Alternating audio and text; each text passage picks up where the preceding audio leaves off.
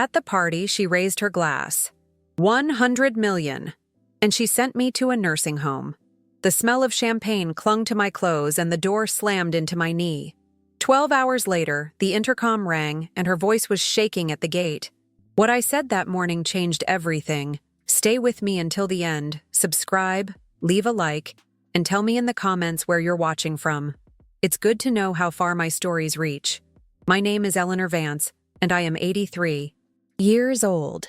For most of those years, the first sound I heard each morning was the cry of gulls over the Charleston harbor, a sound that meant Arthur was either heading out with the shrimp boats or already on his way home.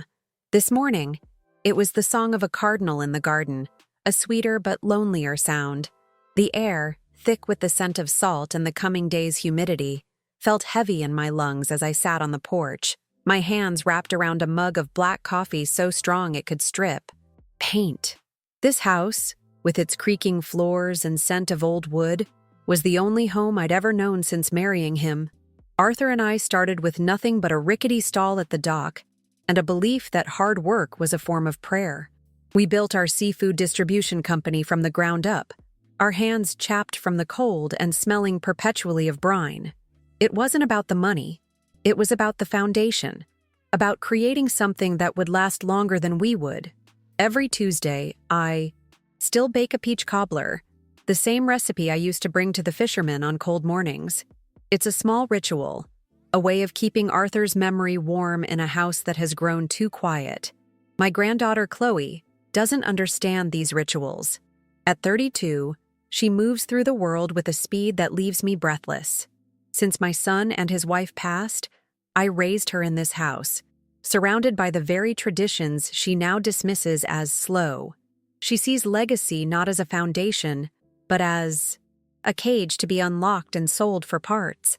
When she took over the business, she spoke of modernization and liquidation, words that felt like trespassers in the quiet language of my life. Her ambition was a fire, but I worried it burned too hot, consuming everything in its path without providing any real warmth. The phone rang that morning, its shrill sound cutting through the peaceful chirping of the birds. It was Chloe. Her voice was brittle, stretched thin over a wire of excitement. "Grandma, it's done. The deal is closed." There was no preamble, no gentle easing into the news that the work of my entire life had been sold. "There's a party tonight to celebrate. A car will pick you up at 7. Please, just wear the blue dress I bought you.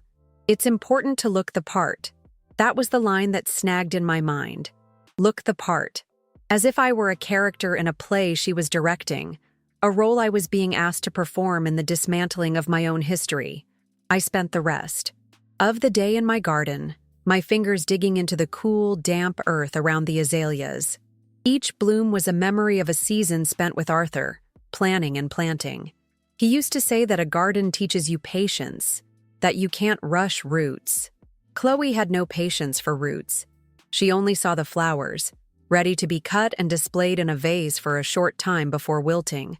The thought of the party sat like a stone in my stomach. It wasn't a celebration. It was a funeral for our legacy, and I was expected to attend as the composed, smiling widow. The quiet of the house felt different that afternoon. It was no longer a peaceful silence, but an empty one. A vacuum waiting to be filled with the noise of a world I didn't belong to. I walked through the rooms, running my hand over the worn velvet of Arthur's favorite armchair, tracing the faint scratches on the dining room table where Chloe had done her homework as a child. These weren't just objects. They were witnesses. They had absorbed the laughter, the arguments, the tears, the very substance of our lives. And soon, they would be gone, sold off to strangers who would never know their stories. As the sun began to set, casting long orange shadows across the harbor, I went upstairs to get ready. The blue dress Chloe had bought me was made of a slick, cold fabric that felt alien against my skin. It was sleeveless, modern, and entirely unlike me. Looking in the mirror, I saw a stranger. My posture, usually ramrod straight from years of discipline, seemed to stoop under the weight of the dress. My eyes, which had seen so much, looked tired and lost in the reflection. I was becoming a ghost in my own life. fading away while my granddaughter prepared to dance on my grave. A knot of dread tightened in my chest. This wasn't just about the business. It was about erasure. Chloe wasn't just selling assets. She was selling our story, packaging it up for the highest bidder without a second thought for its meaning. I knew she loved me in her own impatient, distracted way. But her love was conditional, tied to my willingness to step aside, to become smaller and quieter, to fit neatly into the box she had designed for my old age. I hadn't realized until that moment that the box she was building was a cage, and I still didn't know that tonight she planned on locking the door. The car that arrived at 7 was a sleek, black sedan, the kind that glides silently, making no sound. It felt less like a ride to a party and more like an escort to a final destination. The driver, a young man in a crisp suit, opened the door for me without a word, his face a polite, impersonal mask. As we pulled away from the curb, I looked back at my house, the porch light casting a warm, welcoming glow.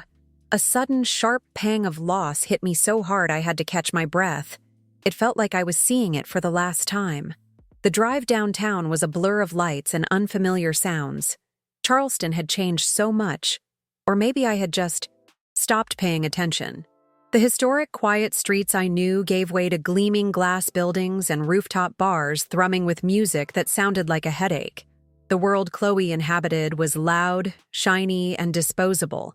It had no texture, no history. It was a world built on transactions, not relationships. And I felt a profound, chilling sense of alienation as we drew closer to the heart of it. We arrived at a chic hotel, and the driver led me to a private elevator. The doors opened, directly onto the rooftop bar. The blast of cold air, loud music, and a wave of cloying perfume was a physical assault on my senses. Dozens of people, all strangers, stood in small, laughing groups, holding champagne flutes.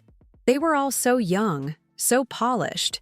Their faces gleamed with success. I searched the crowd for Chloe, feeling small and utterly out of place, a relic from another era accidentally put on display. Then I saw her. She was standing in the center of a group, holding court. She wore a sparkling dress that caught the light, and her smile was wide and brilliant. But when her eyes met mine, the smile didn't quite reach them. For a fleeting second, I saw a flicker of something. Annoyance? Impatience? Then it was gone, replaced by the practiced warmth of a perfect hostess. She glided over, her heels clicking on the stone floor, and took my arm. "Grandma, you made it," she said, her voice a little too loud over the music. "Everyone, this is my grandmother, Eleanor." She introduced me to a few people whose names I immediately forgot. They smiled politely, their eyes glazing over as they looked at me. An old woman in a blue dress who clearly didn't belong. I was an accessory, a prop to demonstrate Chloe's supposed devotion to her family. The humiliation began to simmer beneath my calm exterior. I was the foundation upon which all this was built, yet they looked at me as if I were a piece of antique furniture she'd sentimentally dragged along for the evening. Chloe led me to a small table near the edge of the rooftop, away from the main crowd. "Just sit here for a bit, Grandma. I have to mingle. I'll get you a ginger ale." The gesture was meant to seem caring, but it was a dismissal. She was parking me in a corner, out of the way, so I wouldn't disrupt the smooth, modern flow of her party. The air was getting colder, and a breeze whipped across the rooftop, making me shiver in the thin dress. I watched my granddaughter work the room, laughing, touching arms, her face animated with a triumph that had nothing to do with me or Arthur. The city lights spread out below me like a blanket of scattered jewels, but they offered no comfort. I felt a profound loneliness, the kind that is sharpest when you're surrounded by people. This rooftop, with its glittering guests and hollow laughter, was a world away from my porch overlooking the harbor. I thought of Arthur, of the simple, solid life we had built. We never needed parties like this to validate our success. Our worth was measured in the respect of our community, the loyalty of our employees, and the quiet satisfaction of a day's hard work. Chloe, however, needed this. She needed the applause, the public acknowledgement. As I watched her, I realized she wasn't just selling the company. She was selling a version of herself, a successful, self-made woman who had single-handedly modernized a dusty old family business. In her narrative, Arthur and I were just the prologue, a quaint and forgettable opening chapter to her much more exciting story. I had become a footnote in my own life, and the worst part was, I had let it happen. I had signed the papers, trusted her promises, and quietly watched as she dismantled everything. A waiter brought the ginger ale, the bubbles fizzing weakly in the glass. I took a sip, the sweet liquid doing nothing to soothe the growing bitterness in my throat. I saw Chloe moving towards a small, raised platform where a microphone stood waiting. A man in a suit handed it to her, and a hush began to fall over the crowd. She tapped the microphone, and her amplified voice, clear and cold, echoed across the rooftop.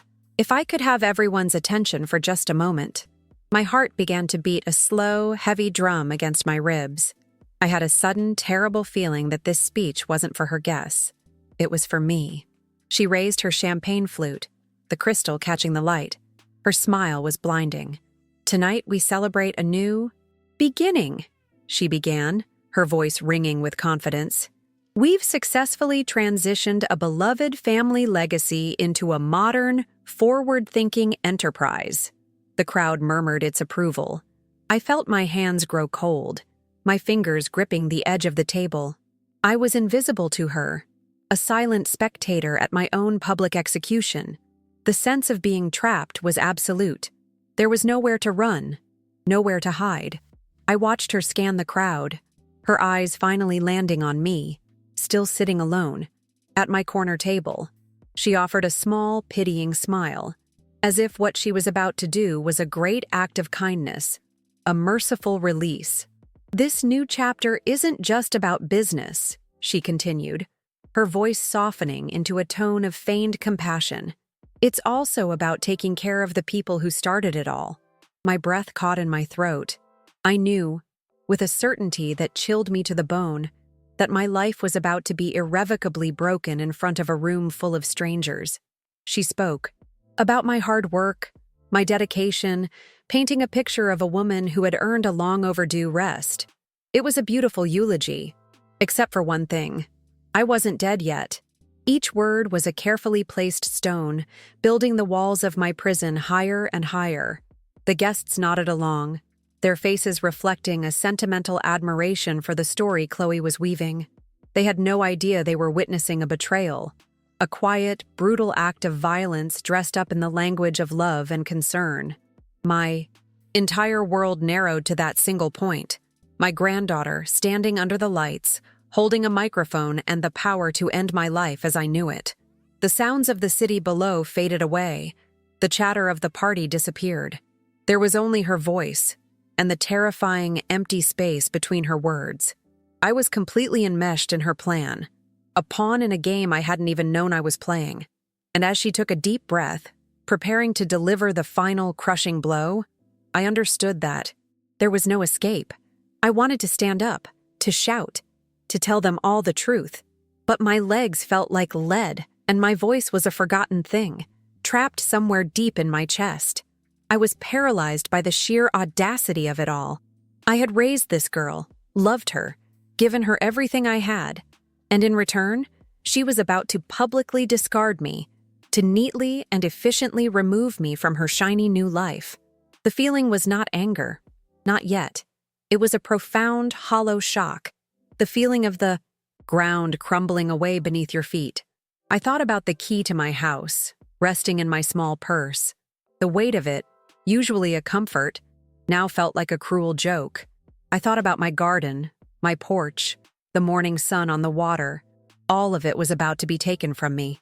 Chloe was looking directly at me now, her smile unwavering as she prepared to announce her grand, charitable act. This was the climax of her performance, the moment she would be seen as both a brilliant businesswoman and a devoted granddaughter. And as she opened her mouth to speak, a single devastating thought cut through my shock. This had been her plan all along. Every conversation about modernizing, every document I signed without reading too closely, every gentle suggestion that I was getting too old to manage things. It had all been leading to this. The sale of the company wasn't the goal. It was just the means to an end. The end was me, packaged and put away, silenced forever. I was no longer Eleanor Vance, matriarch and builder. I was just a problem to be solved. And so, I've taken the liberty of securing my beloved grandmother the finest suite at Magnolia Gardens, so she can finally get some rest. The words dropped into the rooftop silence like polished stones. A wave of polite, sympathetic applause rippled through the crowd. I saw their faces turn to me, their eyes filled with a soft, manufactured pity.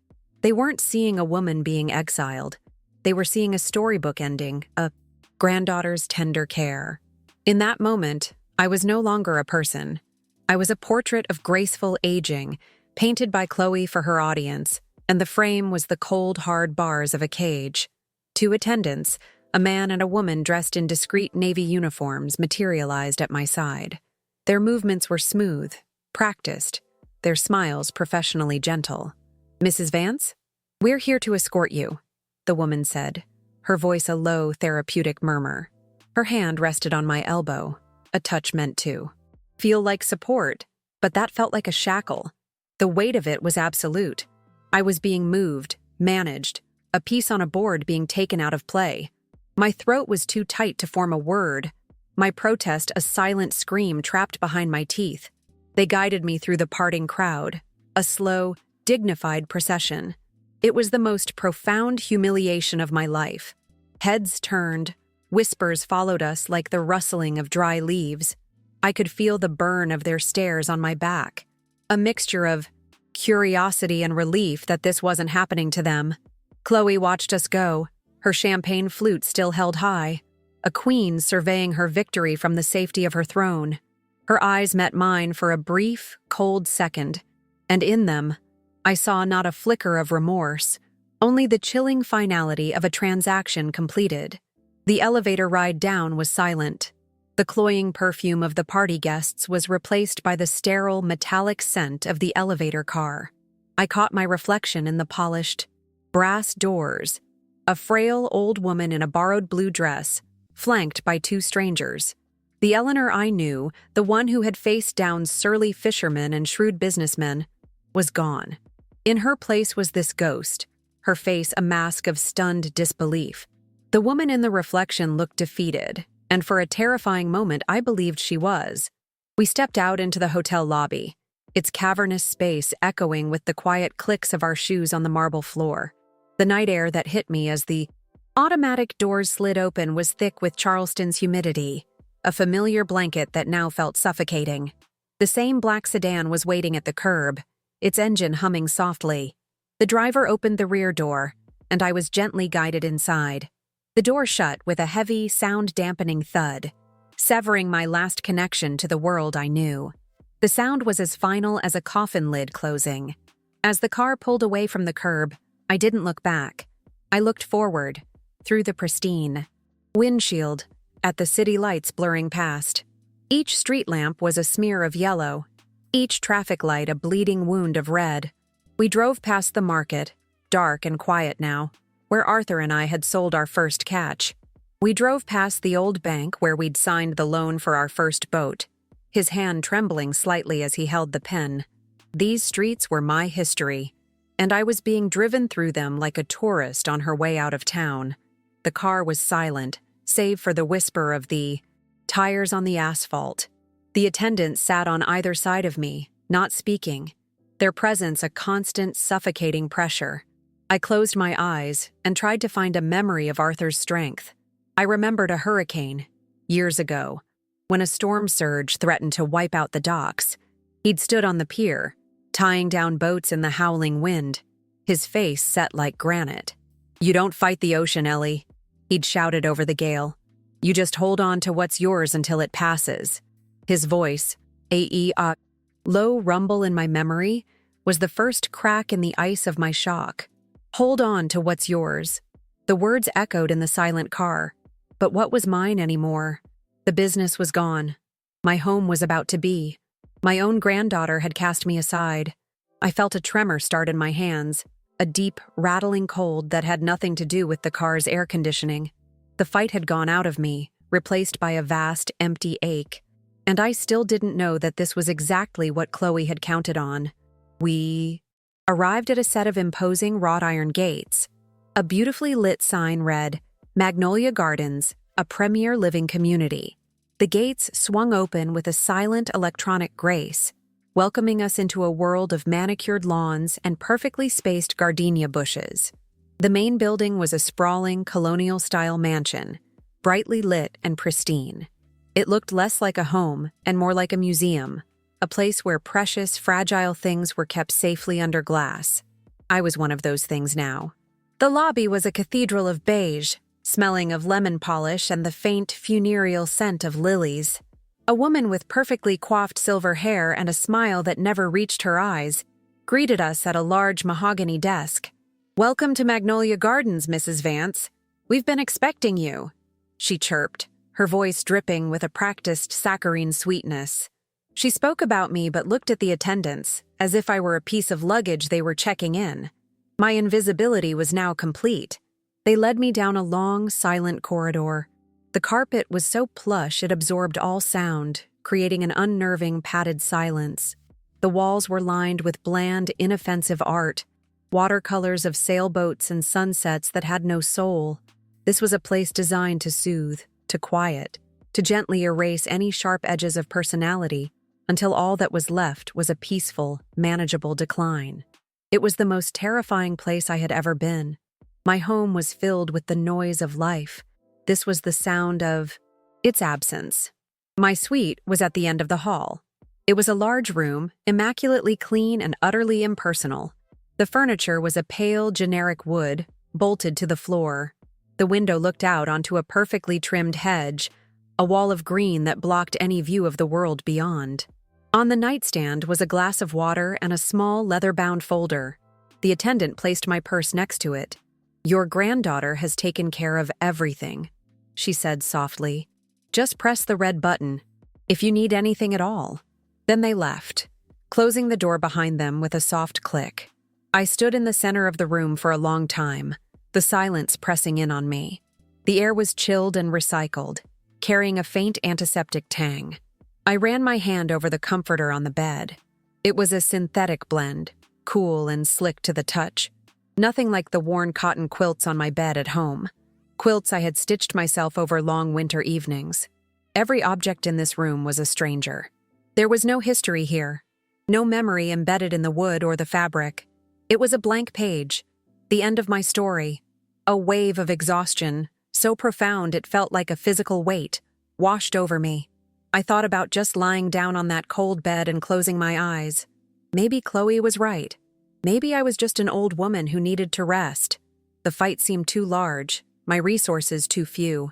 The grief for my son, for Arthur, for the life I had built, all came crashing down at once. It would be so easy to just let go, to fade into the quiet beige world they had prepared for me. It was a tempting siren song of surrender. I walked over to the window and pressed my forehead against the cool glass. It was sealed shut. I couldn't smell the salt on the night air or hear the distant foghorns from the harbor.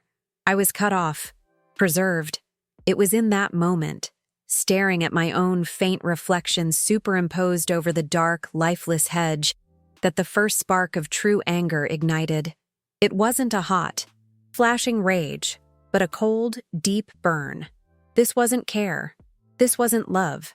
This was a burial. And I was not ready to be buried. I remembered a negotiation for a new fleet of refrigerated trucks years ago. The salesman was a slick talker from Atlanta who thought he could charm the countrywoman. He'd presented a contract that was all smiles on the surface but full of hidden clauses in the fine print. Arthur had been ready to walk away, but I'd spent all night with a pot of coffee and a magnifying glass, reading every single word. The next morning, I'd handed the salesman our own version of the contract, with every trap exposed and a new clause added. A penalty clause. He had looked at me as if seeing me for the first time. I hadn't realized until now, standing in this sterile room, that Chloe was just another slick talker from out of town. I turned from the window and walked to the nightstand. I picked up the leather folder. Inside was a welcome packet filled with glossy brochures, showing smiling, silver-haired residents engaged in watercolor classes and chair yoga. There was a schedule of activities, a menu for the dining hall, and a letter from the director. But tucked in the back was a copy of the residency agreement, the one Chloe had signed on my behalf using the power of attorney I'd foolishly given her. My eyes scanned the pages, the cold, legal language a stark contrast to the brochure's warm promises. The words swam before my eyes, but I forced myself to focus. I was looking for a loophole, a mistake, any crack in the perfect prison Chloe had built. But she had been thorough. Her lawyers had been thorough.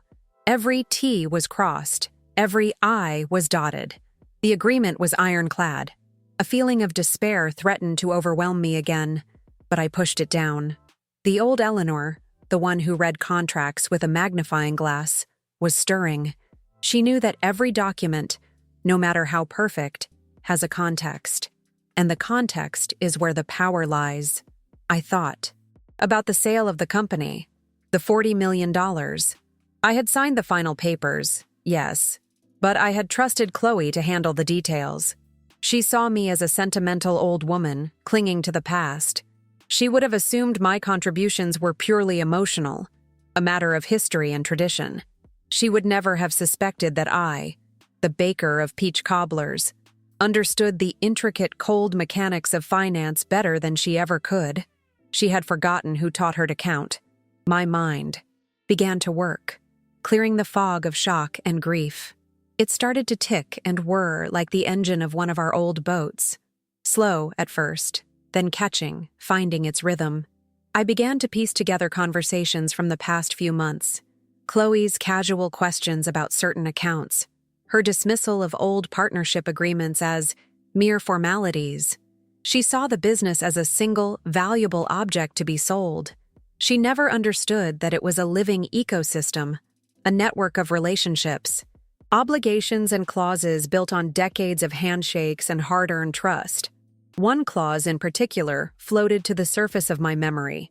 It was something Arthur and I had drafted with our lawyer 30 years ago, after a hostile takeover attempt on a rival company nearly bankrupted them. We called it the Anchor Clause. It was designed to protect the company's soul, not just its assets. It stipulated that any full liquidation of the original fishing fleet assets required a secondary, in-person signature from me, to be witnessed by a specific maritime notary in Charleston, as a final confirmation that the legacy was being honored. It was an old-fashioned, sentimental piece of legal poetry. Chloe would have seen it as ceremonial, a relic. Her high-priced corporate lawyers would have dismissed it as unenforceable, a non-binding piece of corporate folklore. They dealt in the world of modern finance, of digital signatures and wire transfers. They wouldn't understand a clause, rooted in the old world code of the sea, a promise made between a man, his wife, and the community they served. They would have told Chloe to ignore it, to proceed with the sale, and simply have the funds transferred. And I knew, with a sudden, electrifying certainty, that was exactly what she had done. The $40 million she had celebrated on that rooftop was likely sitting in an escrow account, frozen. The buyers, a large conglomerate from up north, would have their own meticulous lawyers. They would not release that final payment until every single condition of the sale, every last, sentimental, archaic clause, was met. And the one thing they needed, the one signature that would unlock their new empire's fortune, was locked away in a premier living community, with no phone and no visitors. A slow smile spread across my face, the first real expression I'd felt in hours. It wasn't a happy smile. It was the smile of a chess player who has just seen the entire board and realizes her opponent has made a fatal, arrogant mistake. Chloe hadn't just put me in a cage. She had locked herself out of the treasury. She had the key, but I was the only one who knew how to turn it. The power hadn't shifted. It had simply been waiting, patiently, for me to remember I still held it. I lay down on the cold, synthetic comforter, but not in surrender. I was conserving my energy. The fight wasn't over. It had just begun. I closed my eyes and the beige room disappeared. In its, place, I saw the harbor at dawn, the water a sheet of gray steel waiting for the sun. I could smell the salt and the diesel from the boats. I could hear the gulls crying overhead. Chloe thought she had sent me here to rest. She had no idea she had just given me the one thing I needed most: a quiet place to think and a very, very good reason to wake up in the morning. The first morning in Magnolia Gardens broke without the cry of gulls. Instead, a soft, programmed chime echoed from a speaker in the ceiling, a gentle but firm command to begin the day. The air tasted of filtered coolness, a sterile contrast to the thick, salty breeze I was used to breathing. I sat on the edge of the bed, the synthetic comforter cold against my legs, and stared at the bolted window. My first thought wasn't of escape, but of communication. A general cannot win a war without a line to her troops. My only soldier was my lawyer, Mr. Abernathy, and I was in a fortress designed to keep the world out. My first move was a test of the system. I picked up the phone on the nightstand, a sleek white object with only 2 buttons, one for the front desk, one for emergencies. I pressed the desk button. A cheerful voice answered instantly. "Good morning, Mrs. Vance. How can we make your day brighter?" I asked for an outside line, my voice calm and steady. "I need to call my lawyer." There was a brief, almost imperceptible pause. "Of course," the voice chirped back. "All such requests are handled by your family. Liaison. Your granddaughter Chloe has left strict instructions for a 2-week adjustment period to help you settle in without any stress. She'll handle everything." The cage was more sophisticated than I'd imagined. My next test was the staff. I pressed the red emergency button, waited 30 seconds, then pressed it again. A nurse, a woman in her 40s with tired eyes and a forced smile, bustled in. "Is everything all right, Mrs. Vance?" I feigned a slight dizziness, a tremor in my hand. "Just a bit overwhelmed, dear. Could I trouble you for a glass of water?" As she bustled out and back, I studied her. Her movements were efficient, but lacked warmth. She was a functionary, a cog in the machine. She was not the weak link I was looking for. She was part of the wall. That night, lying in the unfamiliar bed, the silence was a physical weight. Doubt, a cold and insidious serpent, began to coil in my gut. What was I, an 83-year-old woman with a bad knee, going to do? Chloe had wealth, youth, and a team of lawyers. I had a memory of a single clause in a 30-year-old contract. The sheer arrogance of my plan seemed foolish, a fantasy born of grief and rage. I thought of Arthur, his pragmatic, steady hands.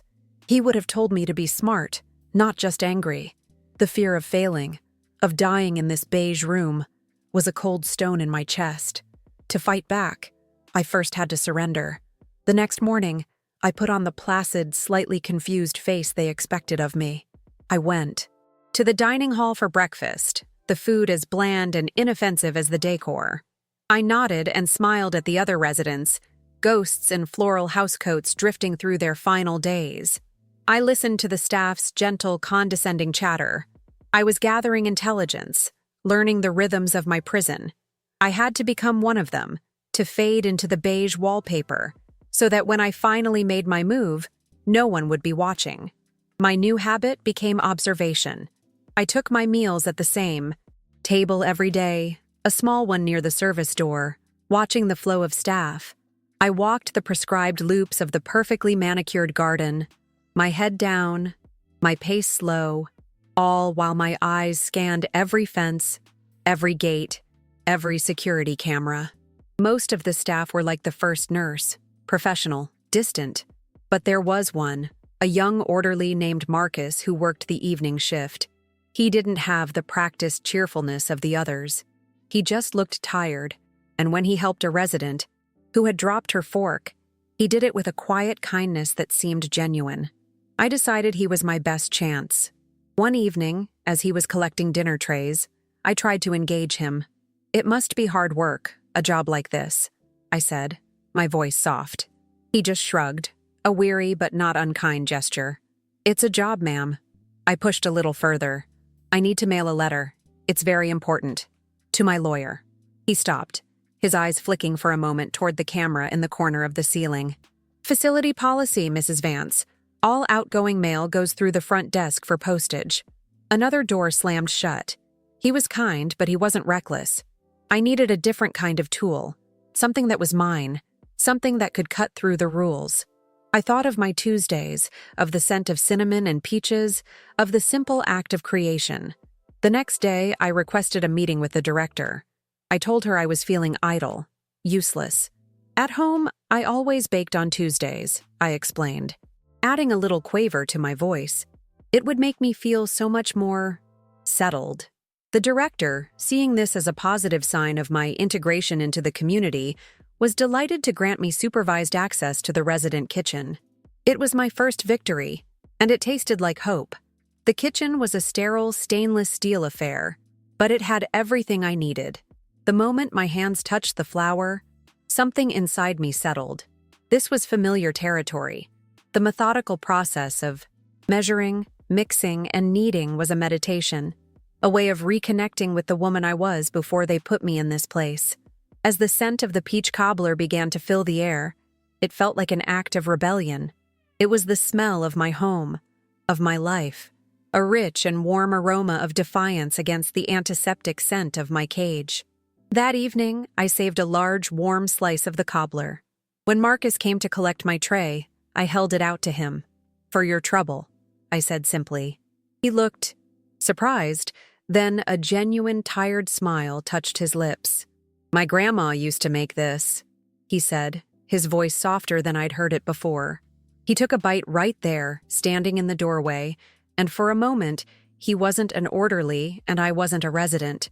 We were just two people sharing a memory of home. He was my only chance, and I had to take it. As he turned to leave, I pressed a neatly folded napkin into his hand. Tucked inside was a $20 bill from the small amount of cash in my purse and a short, simple message. "Mr. Abernathy, maritime law, urgent. Tell him the anchor is fouled." It was a phrase Arthur used when a ship's anchor was caught on the seafloor, hopelessly stuck. Abernathy would understand the code. I didn't frame it as a cry for help, but as a business problem. Men like Marcus understood work, and this was a job. My heart hammered against my ribs as I watched him.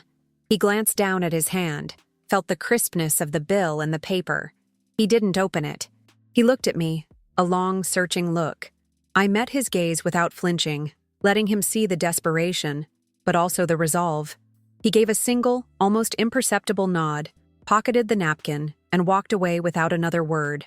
The door clicked shut, and I was left alone in the silence, the scent of peaches my only comfort. The risk was terrifying. My entire plan now rested in the hands of a stranger I'd bribed with dessert. The next 24 hours were the longest of my life. I went through the motions, a sit-and-stretch class, a lunch of lukewarm soup, a mind-numbing game of bingo. Every time a staff member walked down the hall, my stomach clenched.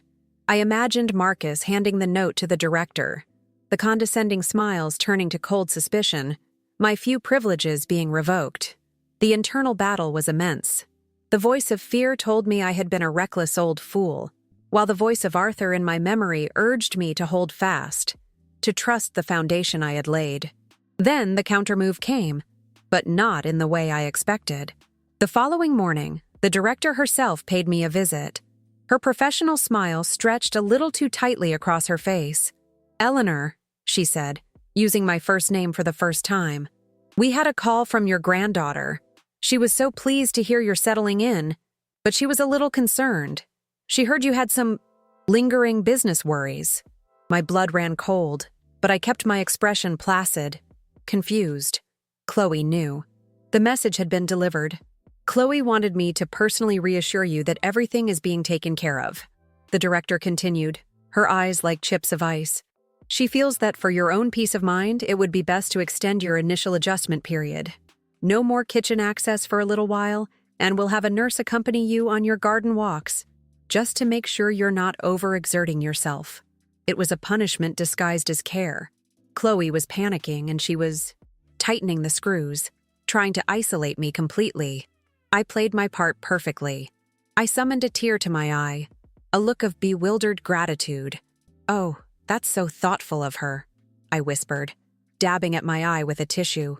"She's such a good girl. I don't know what I'd do without her. I must have gotten confused." The director's smile relaxed. She patted my hand, convinced she had managed the situation, pacified the dotty old woman. She had no idea that her words were the sweetest victory I could have imagined. She had just confirmed that my enemy was wounded and running scared. Back in the solitude of my room, I felt no fear, only a cold, exhilarating clarity. The game had changed. This room was no longer my cell, it was my headquarters. Chloe had made a critical error. She had underestimated me, and now she was reacting with clumsy, panicked force. By cutting off my access, she revealed her own vulnerability. She was confirming that the anchor clause was real, that it was holding up her precious $40 million, and that she had no way to fix it without me. I walked to the sealed window and looked at my reflection. The woman staring back was not the shattered, humiliated ghost from the party. Her back was straight, her chin was up, and her eyes held a glint of steel I hadn't seen in years. It was the same look I'd had when I faced down the banker who told us a woman had no place in the shrimp business. It was the look of a fighter who had just been reminded that she knew how to win. The old Eleanor wasn't gone. She had just been resting. The external conflict had only sharpened my resolve. Chloe could take away the kitchen, she could send me a chaperone, she could build the walls higher, but she couldn't take away what was inside my head. I possessed the one thing she needed, the knowledge and the legal right to turn the key.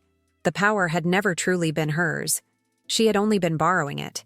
Now, I was taking it back. The fear of failure was gone, replaced by a deep, resonant certainty. I no longer needed to get a message out. The message had been sent, and the echo was coming back loud and clear in Chloe's panicked actions. Now, my strategy shifted from offense to defense. I would wait. I would be the most pleasant, cooperative, and serenely forgetful resident in Magnolia Gardens. I would let her stew in her frustration, watching the interest tick away on a fortune she couldn't touch. The longer she waited, the more desperate she would become. I sat in the armchair, the one bolted to the floor, and folded my hands in my lap. For the first time since I arrived, I felt a sense of peace. It was the peace of a predator that has cornered its prey and knows that it is only a matter of time. The beige walls no longer felt like a prison. They felt like a fortress, my fortress. I was protected from her world while she was being tormented by it. The transformation was complete. I was no longer Eleanor Vance, the grieving widow. I was Eleanor Vance, the anchor, and I was not moving. My new habit became patience. I learned to find a strange satisfaction in the ticking of the clock on the wall, each second a drop of water wearing away at Chloe's resolve. I attended the bingo games and smiled, imagining each number called was another dollar she couldn't spend.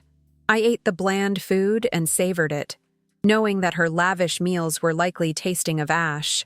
I was no longer just surviving. I was laying a siege. The conflict was no longer mine alone. It was hers. I had successfully transferred the weight of the problem from my shoulders to hers.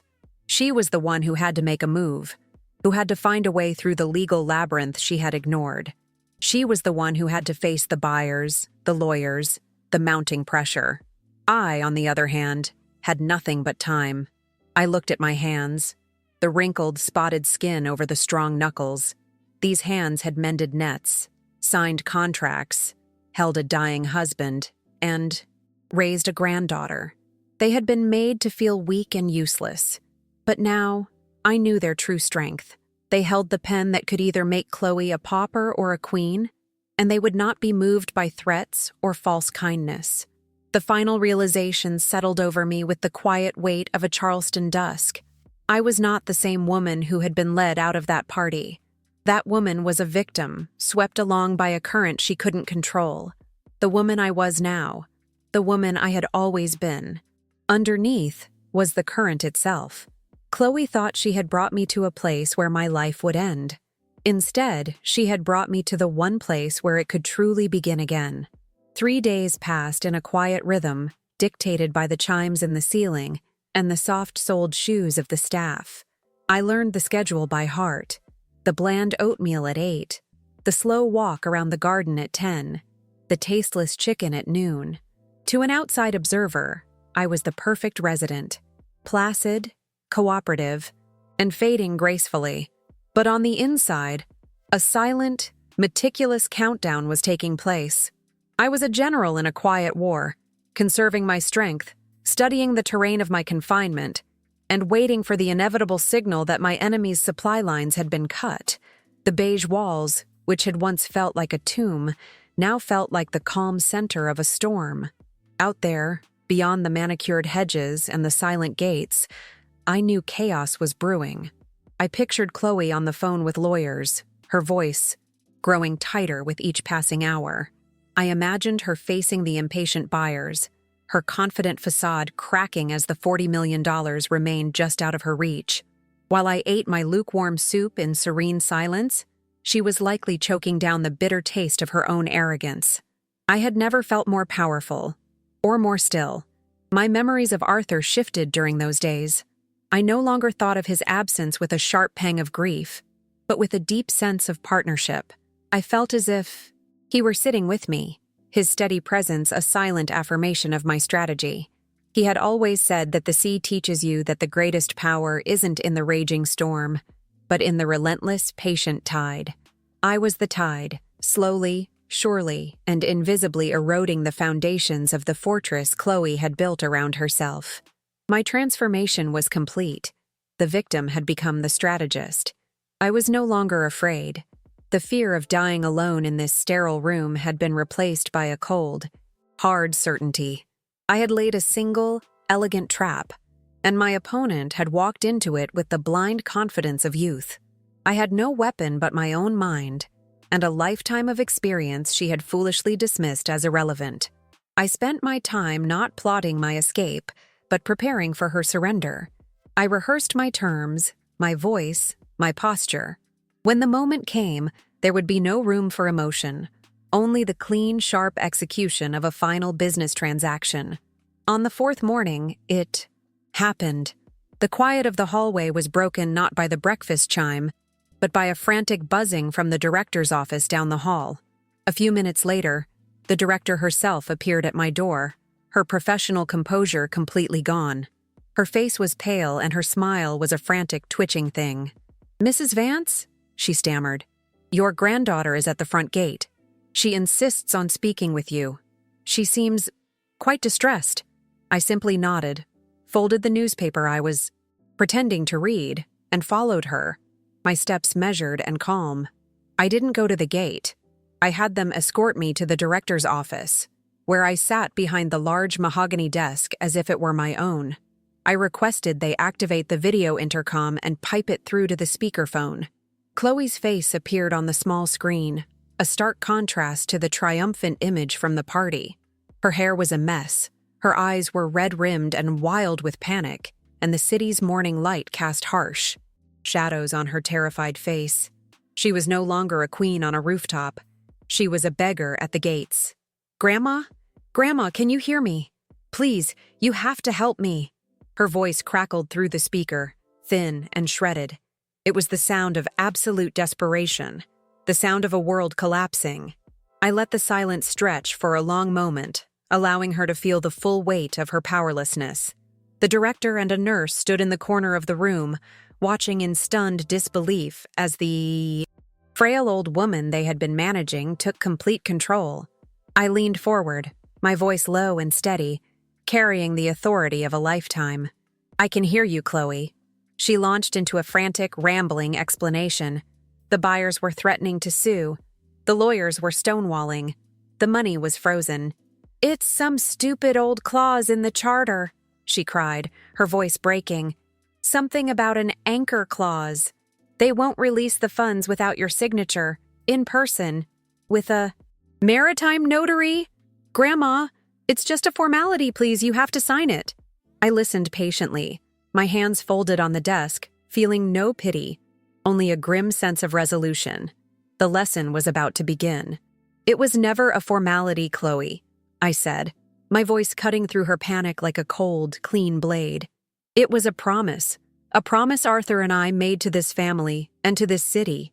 It was an anchor to ensure that our legacy would never be cast adrift by greed. I let that sink in before continuing. You did not just sell a company.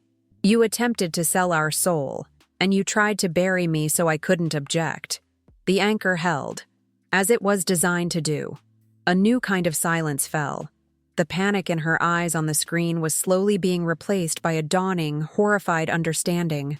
She finally saw me, not as her dotty old grandmother, but as the woman who had built the empire she had tried to steal. She finally understood that this was not a mistake or an oversight. It was a checkmate she had never seen coming. What do you want?" she whispered, the fight completely gone from her voice. It was the question I had been waiting for. "I want my life back," I stated simply. "First, you will have a courier deliver the deed to my house, signed back over to me, within the hour. Second, you will instruct your lawyers to meet with my lawyer, Mr. Abernathy, to restructure the proceeds of the sale. 20 million will be placed in an irrevocable trust, the Arthur Vance Legacy Fund, to support local fishing families and marine conservation. I will be the sole administrator. The rest is yours. It is more money than you deserve, but it is less than you tried to take." Her face on the screen was a mask of disbelief, but she nodded, too broken to argue. "And one more thing," I added, my voice dropping to a near whisper. "You will never again in my lifetime make a decision for me. You will never speak for me. You will never assume that my age has diminished my mind. You mistook my love for weakness and my silence for consent. That is a mistake you will only make once." I then looked at the director. "Please turn it off. My granddaughter and I are finished with our business." The next few hours were a blur of precise, decisive action. Mr. Abernathy arrived, his face a mixture of profound respect and sheer astonishment. He looked at me as if seeing me for the first time. We sat in the sterile, beige common room of Magnolia Gardens, a place designed for my quiet decline, and signed documents that shifted the control of millions of dollars. The facility staff, who had treated me with condescending pity, now moved around me with a hushed, nervous deference. They were witnessing the resurrection of a queen. When the final paper was signed and notarized, I stood up. I walked to my room, packed my small purse with the few belongings I had, and walked back out without a backward glance.